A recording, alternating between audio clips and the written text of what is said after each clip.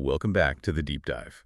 You know, if you're like most people, you've probably experienced that really frustrating thing where the most stressful times in your life, Yeah. like with tight deadlines or big life changes, maybe money worries, that's exactly when your body seems to decide, yep, time to store fat.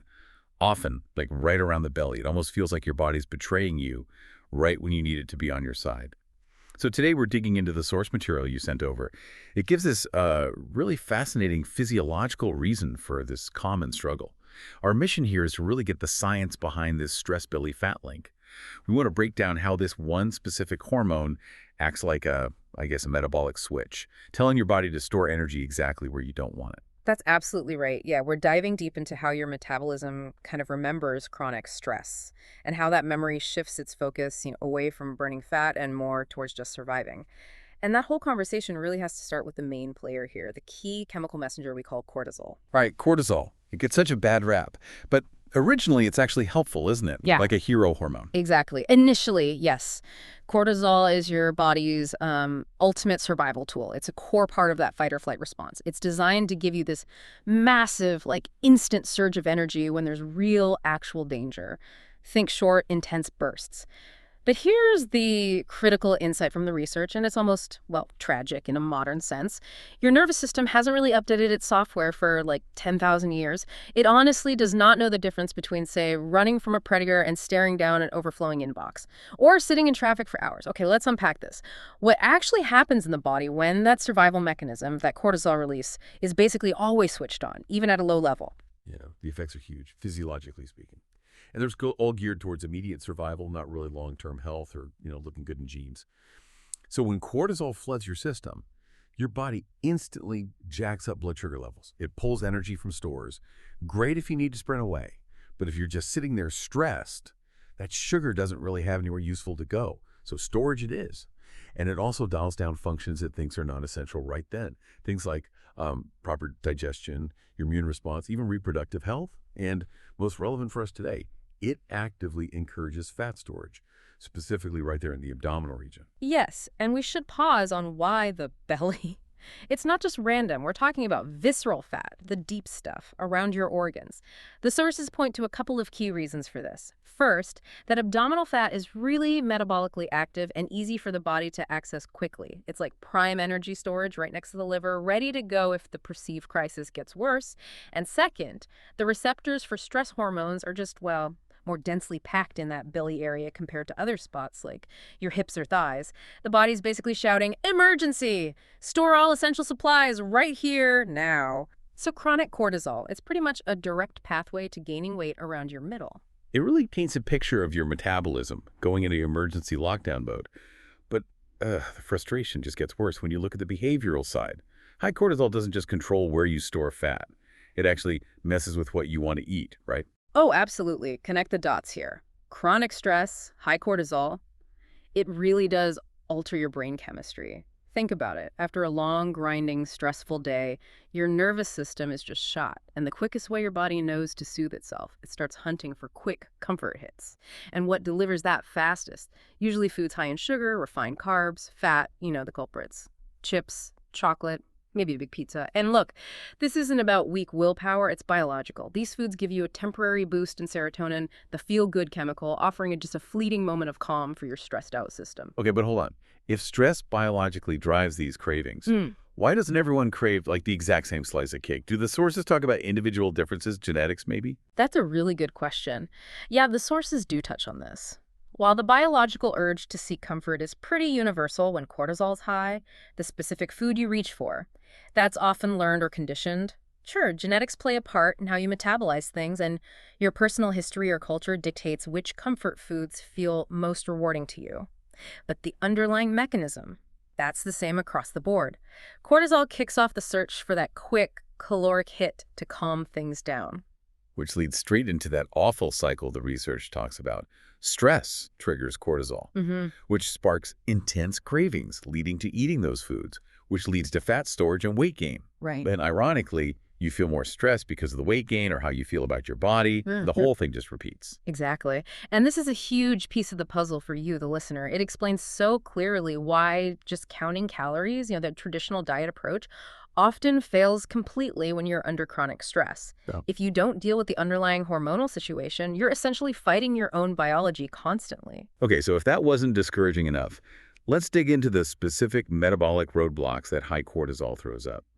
The sources outline 4 big ones that make losing belly fat, in particular, so hard. Even if you're really trying with diet and exercise, roadblock number 1 is pretty serious: reduced insulin sensitivity. Maybe a quick refresher for listeners. Insulin is like the key that lets glucose, sugar into your cells for energy. When cortisol is chronically high, your cells start to kind of ignore insulin's knock. It's often called insulin resistance. Yeah, and what's fascinating here is when your cells become resistant to insulin, that glucose from your food gets turned away. It can't easily get in to be used for energy, so where does it go? It gets efficiently shuttled off into fat storage instead. You could be eating a perfectly healthy meal, but high cortisol has basically rigged the game to store it as fat rather than burn it. Wow. Okay, roadblocks 2 and 3 hit your metabolism directly. Cortisol actually slows your overall metabolism, meaning you burn fewer calories just existing, even when you're resting. And to make things worse, it also starts to break down muscle tissue. Right. And this is the part that feels particularly cruel, especially if you're exercising to manage stress. You're working hard trying to build or maintain muscle, which is your body's main engine for burning fat long term. And meanwhile, high cortisol is working against you. It's catabolic, meaning it's actively breaking down that precious muscle. This lowers your baseline calorie burn, making weight loss feel like pushing a boulder uphill. Oh, it's so discouraging. And then the 4th frustration. Yeah. High cortisol causes water retention. That feeling of being constantly bloated, puffy, heavy around the middle. It's not always just fat gain. Often it's fluid being held onto because of the hormonal stress response. Yeah. Which, just adds to the mental weight of it all. Absolutely. And the source material specifically calls out that these effects can be particularly tough for women over 40. As estrogen naturally starts to decline around that time, the body loses some of its natural ability to buffer cortisol's effects. So high cortisol just amplifies those existing hormonal shifts, making that central fat storage even more likely.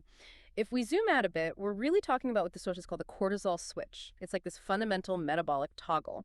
When cortisol is chronically elevated, that switch is basically jammed in the store or hoard position. It prioritizes saving energy as fat, almost regardless of how many calories you're eating. But when cortisol levels are balanced, the switch flips back to burn, and your body can actually use the calories you consume efficiently for energy. Okay, so the million-dollar question then is, how do we flip that switch back? How do we get it unstuck from hoard and back to burn? The sources lay out a pretty comprehensive strategy. It centers on managing that whole stress response system, the HPA axis, using both specific natural supports and crucially sustainable lifestyle changes. Let's look at the targeted support idea first. The sources suggest using specific natural compounds that can directly help calm down that HPA axis.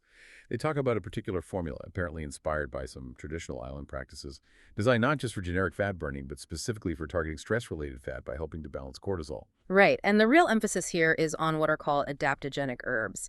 For anyone listening, an adaptogen is basically a natural substance that helps your body adapt. It helps your system stabilize itself when it's facing stress, whether that's physical or emotional. It nudges things back towards balance. Adaptogens don't just block stress, they kind of teach your body to handle it better.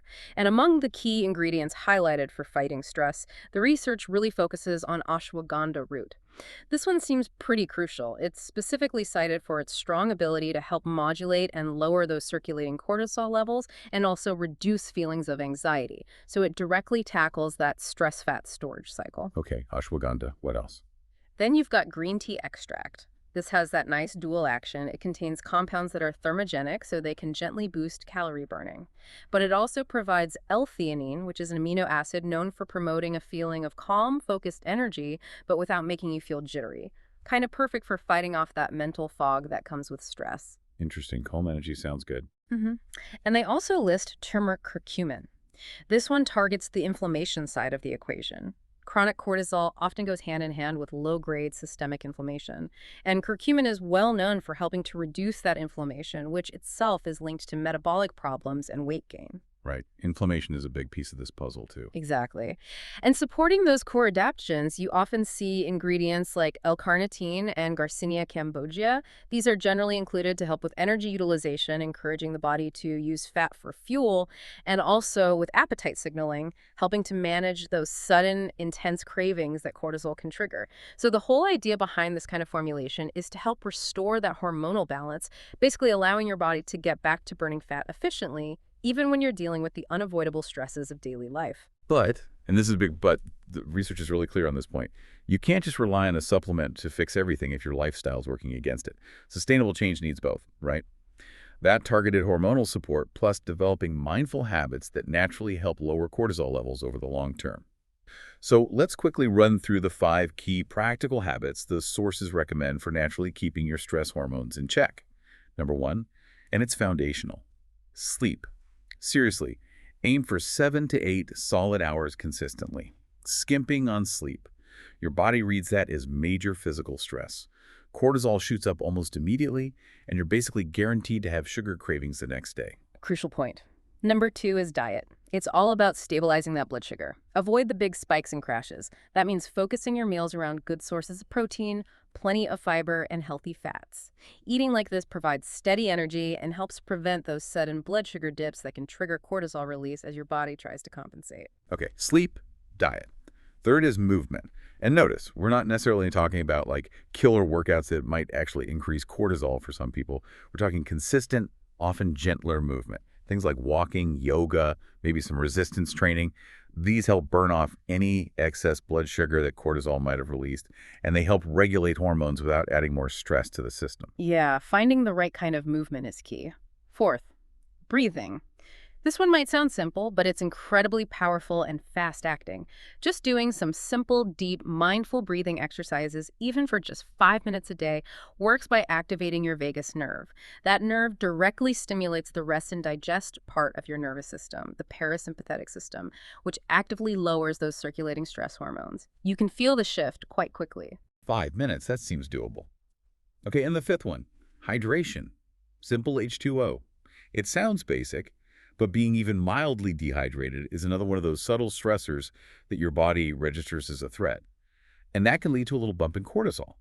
Staying properly hydrated just helps everything run more smoothly metabolically and keeps that stress switch from getting flipped unnecessarily. Absolutely. And when you start layering these things together, the targeted support for cortisol balance plus these mindful daily habits, you stop fighting your own biology. Managing stress isn't some optional add-on, it's fundamental for your metabolic health. The sources really suggest that when your mind and body get back in sync, fat loss stops being this constant, exhausting battle of willpower. Instead, it becomes the more natural, almost effortless state of a system that's back in balance. So let's bring this all together for you listening. If you've been really struggling, just fighting tooth and nail to lose that stubborn belly fat, maybe you've been dieting diligently, hitting the gym.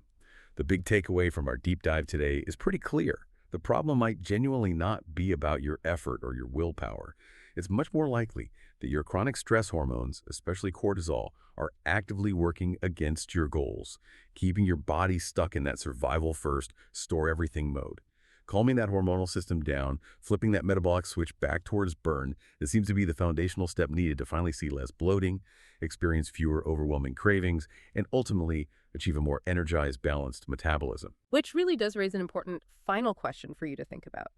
We've talked a lot about the obvious stressors, work deadlines, traffic jams, financial worries. Those are easy to spot. But if cortisol really acts as this kind of universal survival switch, what about the really subtle, almost invisible modern stressors? The ones that could be keeping that fat storing mode just slightly switched on, maybe 24/7, without you even consciously realizing it. Think about things like constant low-level background noise where you live or work, or maybe chronic exposure to blue light from screens late at night that messes with melatonin and can signal danger to your system, or even just the highly competitive, often fragmented nature of how we interact online these days. These aren't charging tigers, obviously, but could your body be perceiving them as tiny, persistent threats, leading to that constant low-grade drip of cortisol? It's definitely worth considering what hidden inputs might be silently stressing your system day in and day out.